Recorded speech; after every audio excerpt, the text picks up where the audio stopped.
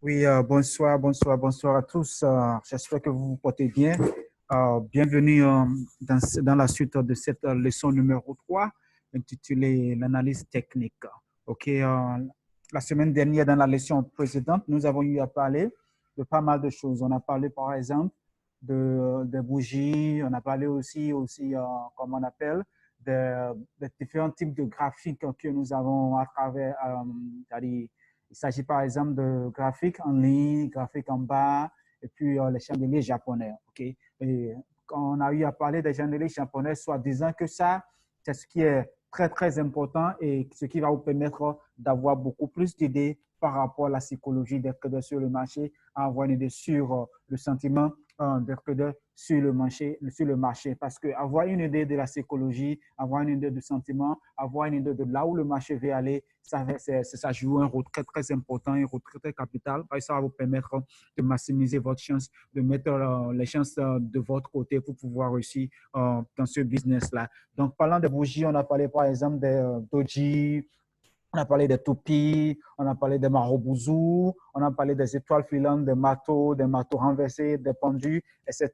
Donc, je vous invite encore, si vous n'avez pas encore peut-être une bonne maîtrise de ces notions-là, de repartir sur ces notions-là, parce que ça, c'est la base. Ça va vous permettre de beaucoup évoluer. Et je suis très ravi d'être avec vous aujourd'hui dans la suite de cette leçon. Et aujourd'hui, nous allons parler des supports et résistance. Nous allons parler de support et résistance parce que c'est des trucs qui sont aussi très, très importants. Une fois que vous avez déjà la maîtrise des bougies, il faut pouvoir aussi savoir quels sont les niveaux clés qu'il faut prendre en compte. Okay? Parce que le marché ne va pas toujours continuer à aller comme ça. Okay? C'est comme si le marché, par exemple, est en train de s'effondrer. Le marché est en train de plonger vers le bas. Mais il y aura un niveau où arriver là, ça pourra peut-être se retourner, soit si ça casse ce niveau, ça va continuer encore plus fort, plus fort, plus fort. Donc, c'est une notion très, très importante que je vais vous demander de prendre avec beaucoup de détermination et pour pouvoir bien maîtriser et beaucoup d'attention pour pouvoir maîtriser ça. Donc, revenons maintenant sur ce que nous appelons le support et résistance. On va parler de quelques notions, OK? Donc, notion de support et de résistance, OK? Le support et la résistance sont sans doute les outils d'analyse graphique les plus répandus, OK? Les plus connus et les plus connus encore, OK? On est en train de citer ça, les plus connus parce que beaucoup de personnes les utilisent. Beaucoup de personnes connaissent ces niveaux-là. Ils savent qu'une fois que le marché arrive à ce niveau, il y a une possibilité qu'il y ait une continuation, il y a soit qu'il y ait un retournement du marché. OK?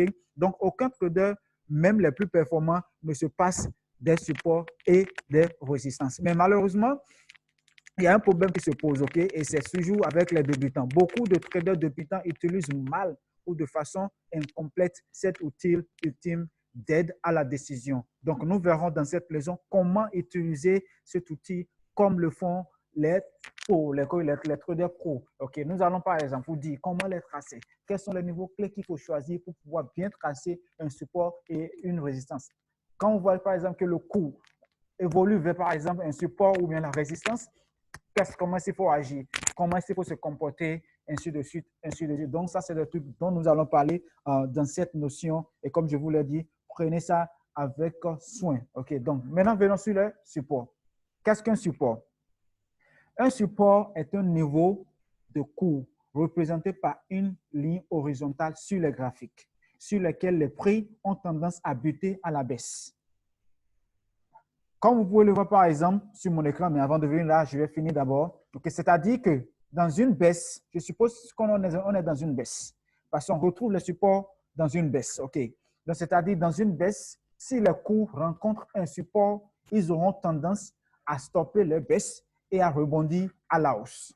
Si le cours franchit ce niveau, on dit qu'il le casse, ce qui nous annonce une accélération à la baisse. Donc, je suppose par exemple, comme je le disais, c'est tout comme si vous êtes sur un pont. OK? Vous êtes sur un pont, vous sautez en haut, vous revenez en bas, vous tombez toujours là, vous tombez toujours là. Et quand vous tombez, ça rebondit, vous repartez encore en haut, ainsi de suite. Mais le jour, par exemple, vous arrivez à fait effondrer ce pont, vous allez vous retrouver en bas complètement. Donc, c'est la même chose avec les supports. Avec un support, c'est exactement la même chose. OK? Donc, comme vous pouvez le voir, par exemple, sur mon écran, il y a le support qui est cassé là, en vert, là, ici. Tiens, ici, en vert. Cette image qui est en vert là. Excusez-moi, je vais prendre quelque chose pour pouvoir bien encercler. Ça va vous permettre de mieux comprendre ce dont je parle. Donc, vous voyez là. Ça, c'est un support.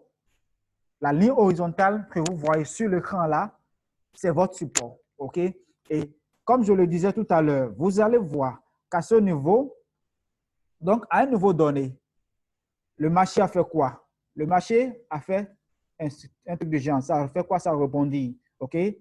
Ça fait quoi? Ça remontait encore. C'est revenu encore, tenter ça. Et ça fait quoi encore? C'est reparti en haut. Ça fait quoi encore? C'est revenu encore le tester. C'est reparti. Et maintenant, qu'est-ce que ça fait? Ça a cassé ça à la baisse. Et il y a une accélération qui se présente à ce niveau-là. C'est pourquoi on dit, quand le coup bute contre, c'est-à-dire bondit contre votre support, au moment où ça casse ça, alors là, il y a une accélération. Il y a une accélération. C'est pourquoi on dit, quand vous voyez un support, ça ne veut pas dire nécessairement, par exemple, qu'il faut acheter au niveau d'un support ou bien qu'il faut vendre au niveau d'un support, parce que tout est possible. Donc, c'est à vous de savoir comment est-ce que vous allez vous comporter, c'est-à-dire au niveau de ces niveaux clés-là, pour pouvoir savoir comment profiter du marché. Donc, ça, c'est en quelque sorte le support, un support. Ça, c'est en quelque sorte un support. Maintenant, nous allons parler de ce que c'est qu'une résistance. OK? À l'inverse, une résistance est un niveau de coût sur lequel les prix ont tendance à buter à la hausse. L'autre, c'est à bondir à la baisse et puis ça remonte. OK? Maintenant, cette fois-ci, les coûts, OK, c'est une résistance, c'est un niveau de coût sur lequel les prix ont tendance à buter à la baisse. Buter à la baisse. Ils butent ça, ils repartent à la baisse. Ils butent ça, ils repartent à la baisse. Mais s'ils arrivent à casser cette résistance, il y aura encore une accélération. Une accélération vers où? Une accélération à la hausse. Une accélération à la hausse. Et comme je le disais, c'est pourquoi, quand vous êtes au niveau d'une résistance, ça ne veut pas dire qu'il faut nécessairement vendre. Parce que tout est encore possible. OK? Parce que c'est possible. Comment? Parce que ça peut casser et repartir à la hausse et continuer. Ça peut être une continuation. Donc, quand ça casse, une accélération forte se présente et vous avez une continuation dans ce sens-là. Raison pour laquelle, quand vous êtes au niveau des supports de résistance, il faut faire beaucoup attention. Donc, comme vous pouvez le voir ici, par exemple, ici, vous allez voir, ça fait quoi? Ça commencer ici, buter, faire ceci, faire son mouvement de zigzag, et ça a cassé. Après la cassure, ça fait quoi? Ça a continué son chemin et puis il y a une accélération très forte. Donc, c'est des trucs dont vous devez vraiment prendre en compte quand vous êtes sur le marché. OK. Maintenant, parlons un peu de, comment on appelle, un support. Revenons un peu sur le support. OK? Un support est une ligne horizontale qui passe par plusieurs creux de même niveau. OK? Et comme vous pouvez le voir, quand je dis même niveau, je parle de ceci. Quand je parle de même niveau, ici, là, là et là. Même niveau. OK? Et si, parce qu'il y a une possibilité encore que le marché fasse un mouvement vers le haut, que ça revienne encore au même niveau, que ça fasse encore le même mouvement et que ça revienne. Comme ça peut aller en haut. Il y a cette même possibilité maintenant que ça fasse ce mouvement et que ça casse ça vers le bas. Donc, tout est possible quand vous êtes sur le marché et quand vous voyez les supports. Donc, les supports, on les repère souvent grâce au niveau clé. Grâce au niveau clé. Vous voyez, niveau clé, niveau clé, niveau creux, là. Et là, ça fait le creux. Donc, c'est l'ensemble de ces creux qui pourront vous permettre, par exemple, de pouvoir détecter si c'est un bon support ou bien c'est un support qui est un peu faible. Parce qu'il y a les supports qui sont très forts, il y a aussi les supports qui sont légèrement forts, pas trop forts, comme d'autres. Donc, c'est des trucs que vous devez prendre en compte quand vous êtes sur le marché. Et c'est exactement aussi la même chose pour une résistance. Une résistance est une ligne horizontale qui passe par plusieurs pics. Cette fois-ci, c'est des pics. Au niveau des supports, c'est des creux, mais cette fois-ci, c'est des pics. c'est des pics de même niveau. Et vous pouvez aussi voir la même chose ici à ce niveau. OK, là, pic, pic, pic, pic.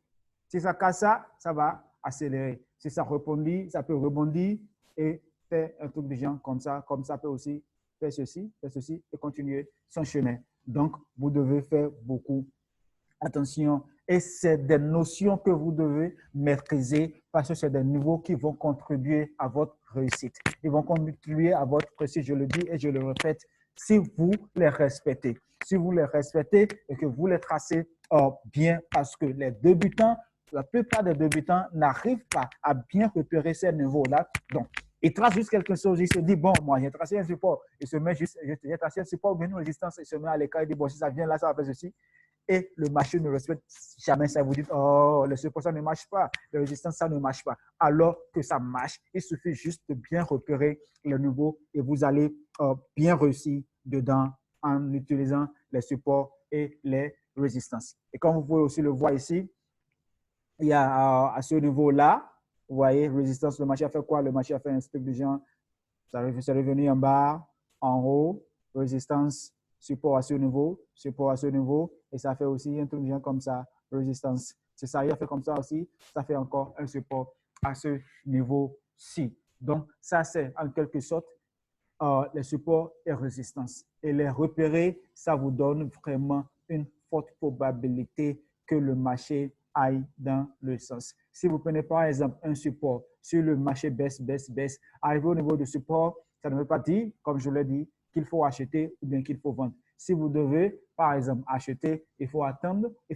OK, que ça rebondisse sur ça, que ça fasse maintenant un petit retour vers l'euro et il faut prendre beaucoup de choses en compte là. Et comme nous avons dit la dernière fois, il faut prendre en compte la tendance sur le marché. Quand je prends par exemple ce cas-ci, par exemple, on sait qu'on est dans une tendance haussière. C'est un exemple, on est dans une tendance haussière. D'où je vais privilégier quoi? Je vais privilégier l'achat au niveau des supports. Je vais chercher à acheter au niveau des supports, acheter au niveau des supports, acheter au niveau des supports. Mais le jour, le marché arrive à casser le support, ça veut dire que le marché peut plonger vers le bas. Et il y a aussi des trucs qu'il faut éviter en ce qui concerne par exemple les fausses cassures. Je crois qu'on va en parler. Vous n'avez pas besoin de vous inquiéter par rapport à tout ça. On va revenir sur ça et on va parler de ça. Maintenant, revenons sur comment les tracer.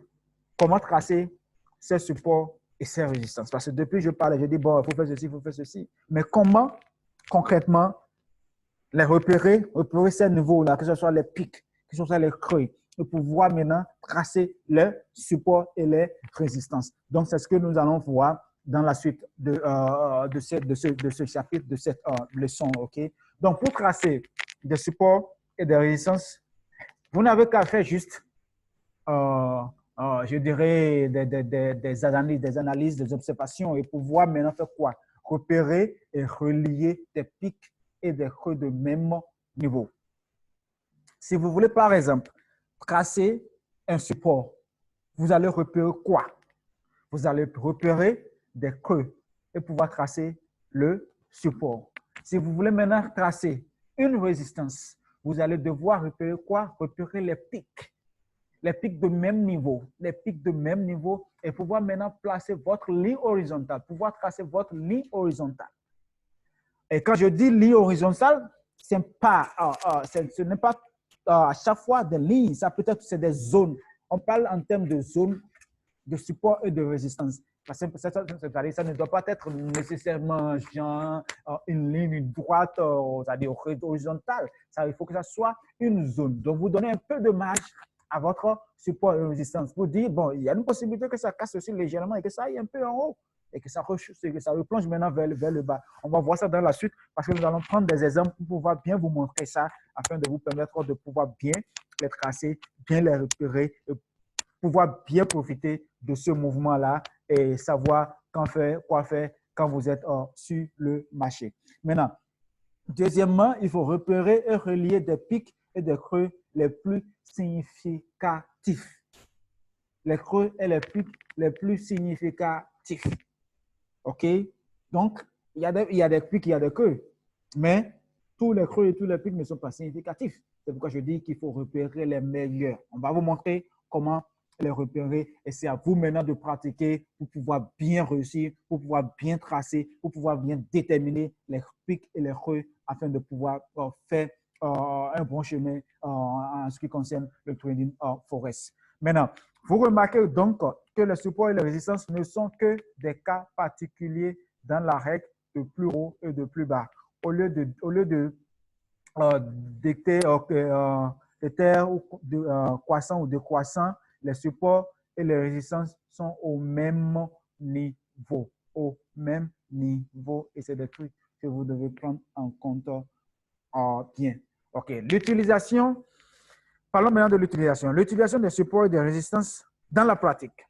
Il existe généralement deux utilisations possibles, des supports et des résistances.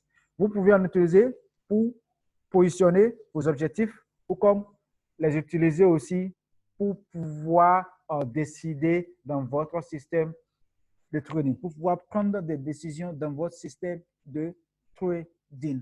OK? Quand je parle de ça, l'utiliser pour vous positionner. Je suppose par exemple qu'on est dans une tendance baissière. J'ai pu détecter les creux. J'ai placé mon support. Je me suis dit d'accord. Au niveau des supports, il y a une possibilité que le marché bondisse et que ça reparte à la hausse. Je dis d'accord. Je suis en train d'observer. Je suppose qu'arrivé au niveau de votre support, avant d'arriver là, peut-être que le marché a commencé par vous donner un sentiment pour dire d'accord, il y a genre un ralentissement. Parce qu'à chaque fois que vous êtes dans une tendance, si le marché veut s'arrêter, le marché ne s'arrête pas d'un seul coup. Le marché est comme un train. Quand un train veut s'arrêter, d'abord, il y aura les sifflements. Il y aura aussi les rails qui vont commencer par donner des signes pour que tout le monde sache que le train veut s'arrêter. Et c'est exactement la même chose ici. Quand un marché veut se renverser, ça vous signale ça d'avance. Ce qui fait le problème, c'est que nous, les novices sur le marché, ils ne prennent pas en compte ces signaux que fournissent le marché, que le marché les donne. Ils ne prennent pas ça en compte. Ils se disent, bon, bref, moi, je m'en fous. Bon, il faut que je prenne position. J'ai déjà fait mes analyses. Le marché, il faut que le marché fasse ce que je lui demande de faire. Non, tu ne commandes pas le marché. Le marché est en train de jouer son jeu. C'est à toi de suivre le marché. C'est à toi d'aller dans la tendance du marché. Donc, je suppose que j'ai pu détecter. Et le marché m'a signalé qu'il y a une possibilité. Parce que peut-être j'ai vu qu'il y a par exemple une étoile filante, il y a par exemple un doji, il y a par exemple un ensemble de bougies d'hésitation. Je me dis d'accord, il y a une possibilité.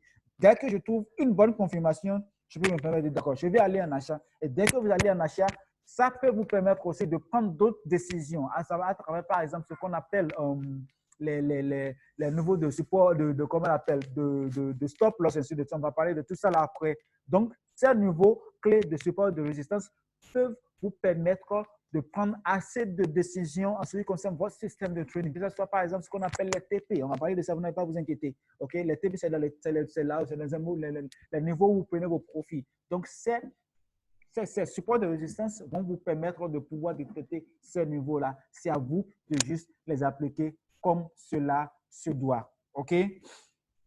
Maintenant, revenons sur comment les utiliser pour définir vos objectifs. Si vous repérez par exemple un signal de vente et que vous pouvez également identifier un support, il est beaucoup plus intéressant de placer un objectif juste avant le support puisque les cours auront tendance à repartir à la hausse après leur contact avec le support. Donc, c'est ce que je viens d'expliquer précédemment. Donc, à l'inverse, lorsque vous identifiez une opportunité d'achat, mais également une résistance, okay? Parce qu'au niveau de résistance, il y a beaucoup plus de chances de trouver une opportunité de vente.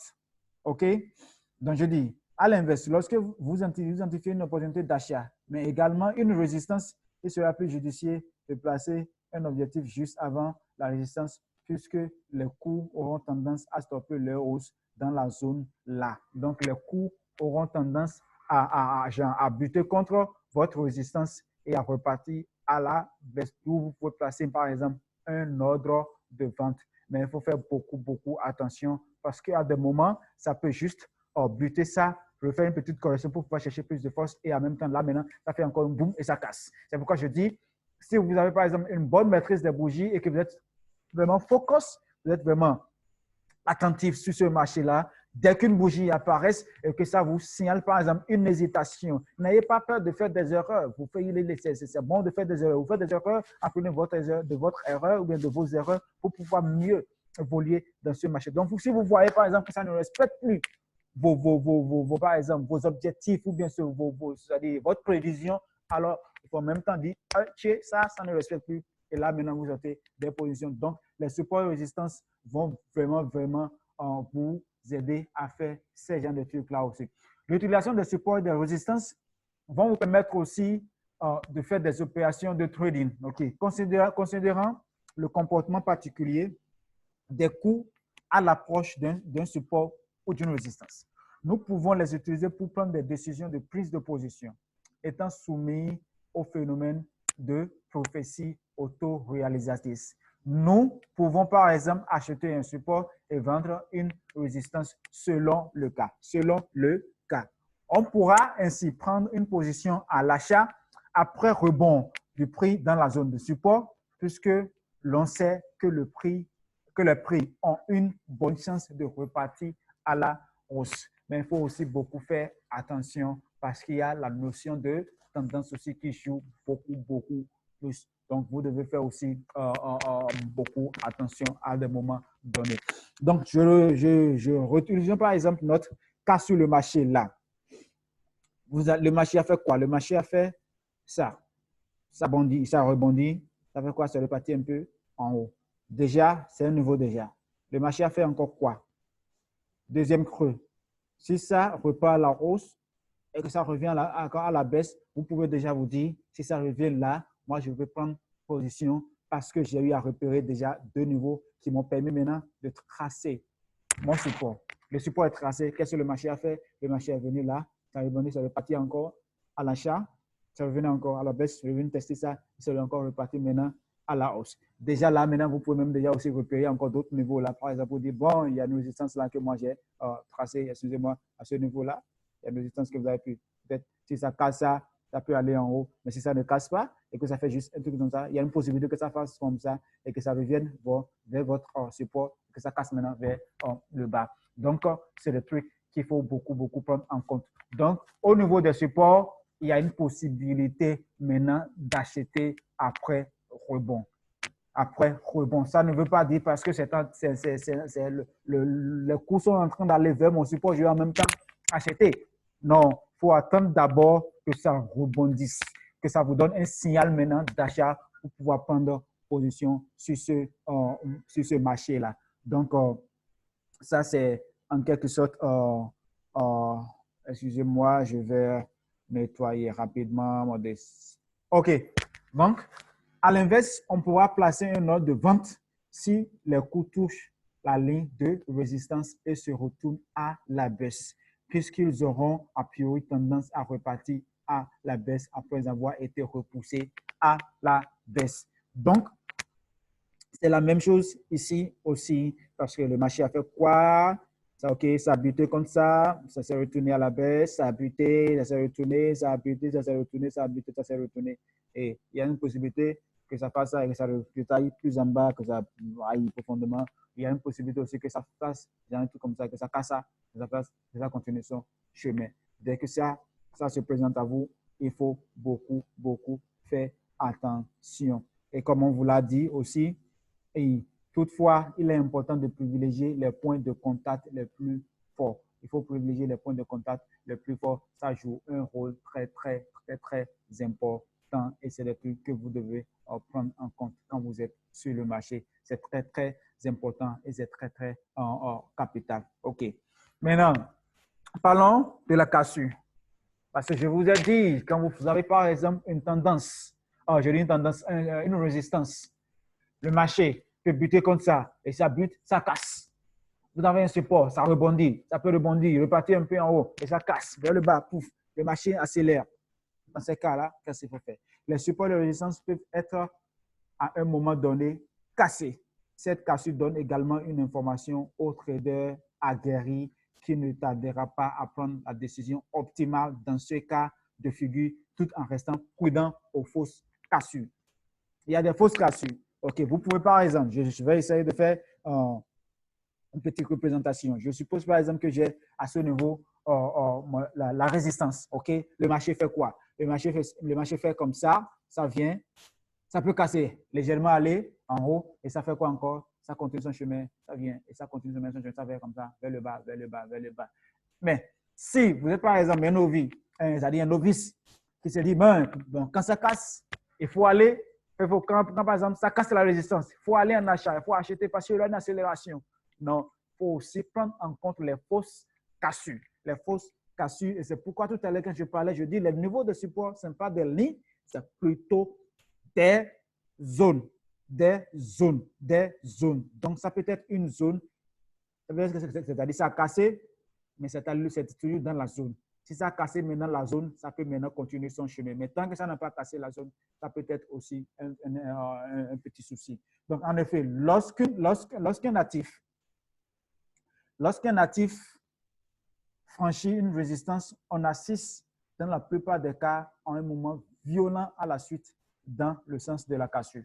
Il est donc opportun de se positionner à l'achat sur un franchissement d'une résistance.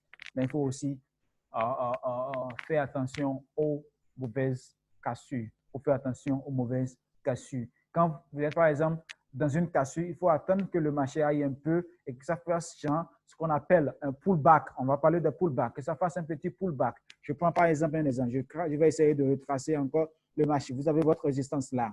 OK? Le marché a fait un truc genre comme ça a cassé. Vous n'êtes pas là. Attendez que ça fasse un petit retour encore vers votre résistance qui est devenue maintenant un support pour peut-être prendre position ici. Et là, maintenant, ça peut faire maintenant comme ça et continuer pour aller vers le haut. Ça peut maintenant continuer dans sa direction. Donc, il faut être patient, il faut développer l'esprit de patience et il faut aussi vraiment être déterminé pour pouvoir réussir sur ce marché de Forex parce que c'est vraiment un marché. OK. Donc, ça, c'est l'exemple là qui est sur l'écran là. Achat d'une résistance après cassure. Comme vous le voyez là, à ce niveau-ci, il y a cassure. Et ça fait quoi? Une accélération. Si vous n'êtes pas sur le marché, au moment où il y a cette accélération, il vaut mieux attendre que ça fasse un petit retournement pour prendre position. Ça peut être dans un cas, ça peut venir juste quelque part là, soit ça vient ici, et là maintenant vous entrez maintenant dans la tendance pour pouvoir suivre la tendance. Ça peut faire comme ça continue son chemin. Mais dites-vous, quand ça casse et que c'est déjà trop parti, ne prenez pas position, attendez que ça revienne un peu. Et quand ça revient un peu maintenant, vous pouvez prendre position et faire ce que vous voulez faire. C'est très important et c'est très capital et c'est des trucs qu'il faut vraiment prendre en compte. Donc, ça, c'est un exemple sur le marché. On est sur le marché là. On va essayer de repérer que ce soit, parce que là, il y a le support, il y a un support, il y a une résistance aussi. Donc, vous allez voir qu'à ce niveau-ci, ce niveau-là, c'est quoi? C'est une résistance. OK? Et quand vous venez en bas ici, là, c'est quoi? Là, c'est un support S. OK? Parce que ici, nous avons ce niveau-là, le marché a rebondi. Le marché a fait quoi? A rebondi aussi à ce niveau-là. Maintenant, quand on venait au niveau de votre résistance, le marché a buté là. Ça a buté là aussi. OK? Maintenant, quand ça a buté, à son troisième, comment on appelle, tentation, OK? Ça fait quoi? Ça fait quoi? Ça a cassé légèrement, c'est parti et ça fait un petit pullback avant que ça ne continue son chemin. Donc, il y a la cassure à ce niveau-ci. Il y a la cassure à ce niveau-ci là. Donc, c'est ce qui pouvait vous permettre de dire, ah, je crois que ça, c'est une bonne cassure. Et après la cassure, ça a monté un peu légèrement vers le haut et ça fait un petit rebond vers le bas. OK, ici, par exemple, ça fait ça n'a pas pu casser, ça fait ça n'a pas pu casser, c'est resté là, ça fait ça. Avant maintenant que ça ne casse cette zone-là. Et quand ça a cassé, le marché a fait quoi? Le marché a accéléré à la hausse. Donc, c'est des trucs qu'il faut prendre en compte pour pouvoir, par exemple, déterminer le pic creux, ce qui vous permet maintenant de pouvoir tracer votre support et votre résistance. Une fois que le support et la résistance sont tracés, si vous êtes par exemple près d'un support, il faut attendre d'abord que ça vous donne peut-être une confirmation, une bonne confirmation de ce que le marché fera. Et alors là, vous décidez de quoi faire sur le marché. C'est très important et c'est très capital. OK? Maintenant, à l'inverse des résistances, la cassure d'un support provoque généralement une accélération des cours dans le sens de la cassure. Il est donc impératif de vendre à la cassure des supports. Il y a eu déjà expliqué tout ça là. Donc, c'est des trucs que vous devez prendre en compte. Mais attention, attention, attention. Dans la réalité, les principes théoriques des supports et de résistance ne sont pas facilement applicables sur le marché. L'une des raisons expliquant ce phénomène est qu'il est parfois difficile à repérer, difficile de repérer le niveau exact et donc identifier les cassures, les retournements à ce niveau-là. En réalité, les supports et les résistances ne sont pas de niveaux précis. Je vous l'ai dit, c'est des zones. Et je le répète encore, c'est des zones. C'est pourquoi parfois c'est difficile de pouvoir les repérer. Donc, quand vous tracez par exemple votre support, ça ne veut pas dire, c'est quand ça casse légèrement un peu, je dis, ouh, ça a cassé, et puis j'ai la chair de poule, je veux vendre, je vais acheter. Non, il faut faire beaucoup de choses. Ça peut être que les coûts sont dans la zone là. Et dans la zone, le marché peut-être même se stabiliser un peu. Quand le marché se stabilise, c'est-à-dire se stabilise un peu, ça peut maintenant prendre la direction qu'il veut. Okay, donc, il faut faire beaucoup attention. C'est pourquoi il y a l'attention là. Il y a de l'attention. Panneau rouge. Faites beaucoup attention. Et pour donc avoir plus de chances que son analyse soit parfaite et ait une grande chance de se réaliser, il faut baser ses analyses sur les supports et les résistances les plus forts, comme par exemple prendre des décisions au troisième point de contact avec ces zones-là. Premier point, deuxième point, pas encore trop solide. Le troisième point, c'est encore par exemple, vous avez déjà au moins deux qui ont confirmé. Il y a une possibilité que votre troisième point aussi confirme ça. Si ça confirme ça, et que ça vous donne par exemple, je suppose qu'on a par exemple, une résistance, OK? On a notre premier point, deuxième point, OK? Là. Maintenant, ça fait bien tout déjà. Mais arrivé ici, à ce niveau, le marché a essayé de former un truc comme une étoile filante, par exemple. Je dis une étoile filante. Ça a formé une étoile filante. Ça a cassé vers le haut. Et c'est revenu maintenant en bas. Ça a formé une étoile filante. Il y a une possibilité que le marché fasse ça. Et vous pouvez prendre position maintenant après l'étoile filante. Mais il faut attendre aussi avoir une confirmation. Il faut qu'une autre deuxième bougie vienne vous confirmer ça. Et peut-être attendre maintenant que ça ne casse pas dans ce support qui est genre cassé là. C'est très important et c'est très capital. Il faut prendre en compte au moins deux d'abord avant de pouvoir espérer. Premier, ça ne signifie pas que ça peut ne pas casser. Ça peut venir là, par exemple, et casser, c'est possible. Mais ça n'a pas fait ça. On a notre deuxième point de contact là, notre troisième point de contact, ça a donné une bougie là. Et puis après, le marché a accéléré vers le bas. Donc, toutes ces choses-là sont possibles quand vous êtes sur le marché. Donc, il est temps de faire ce qu'on appelle en anglais de practice. Donc ici, on a mis practice time, juste pour pouvoir vous permettre de pouvoir prendre votre MT4, votre MT5.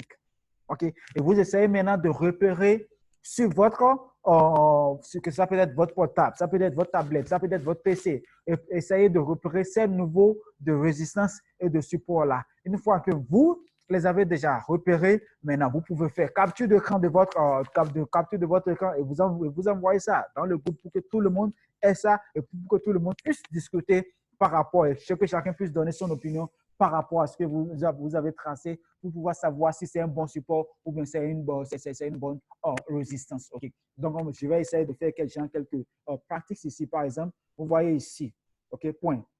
Là, un point, OK. Vous voyez encore, au moins, il y a déjà deux points de contact. Là. Ça peut me permettre de dire, bon, je trace. Si ça casse ça, il y a une possibilité que le marché est à la baisse. Qu'est-ce que ça fait? Ça fait prévu pour le deuxième point. Il y a ce troisième point, ça n'a pas pu ça, le tenir un peu en haut. Et après, ça fait ça casser. Quand ça a cassé, c'est allé le tester de nouveau. Ça continue son chemin, ça va continuer. Et puis après, maintenant, ce support, cette résistance, ce qui était support est devenu maintenant une résistance. Ça a tenté ça ici. Une seconde chance, c'est revenu là. Et une troisième, c'est revenu là, ça n'a pas pu. Mais après, ça fait un petit retour et ça a maintenant cassé vers le haut. OK? Donc, essayez sur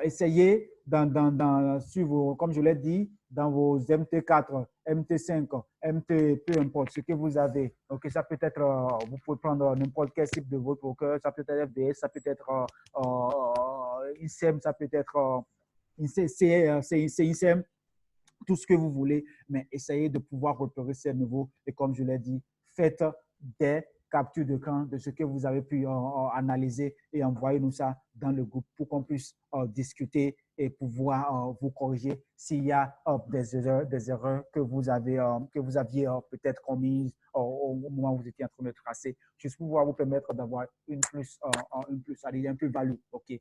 Donc, je vais finir notre présentation aujourd'hui par cette citation qui dit « Soyez patient et persévérant dans tout ce que vous faites dans la vie. Soyez patient et persévérant dans tout ce que vous faites dans la vie. » Sur le marché de Forex, il y a de l'argent, c'est vrai, mais il faut se patienter pour pouvoir faire le bon choix sur le marché. Il faut être persévérant parce que la première fois, ça peut ne pas marcher. La deuxième fois, ça peut ne pas marcher, mais ça ne veut pas dire que ça ne marche pas.